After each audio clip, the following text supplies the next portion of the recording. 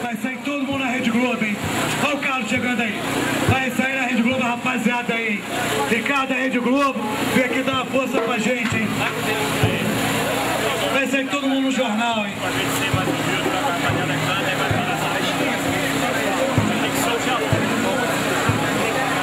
Jorge, chega mais aqui, Jorge.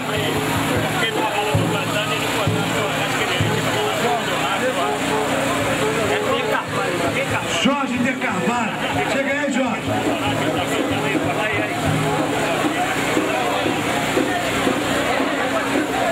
Rapaziada, todo mundo alegre aí que está sendo filmado, hein? Vai sair na Globo, hein?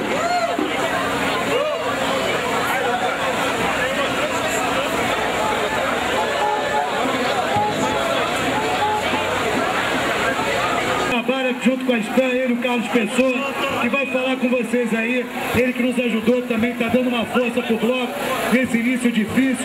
Mas eu quero... Paulo, um abraço a toda a comunidade aqui de Copacabana, do Galo, fazendo essa festa bonita.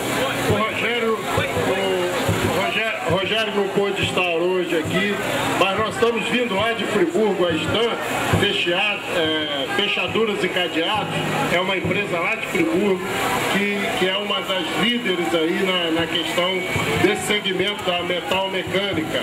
E é uma empresa dirigida por um grande amigo nosso, que é o Rogério Faria, que pediu que nós estivéssemos aqui, eu, Wagner Pimentel, Carlinhos Pessoa, trazendo esse abraço e participando dessa festa bonita. Olha, eu tenho certeza que esse é o primeiro desfile, mas o primeiro de uma série de grandes eventos.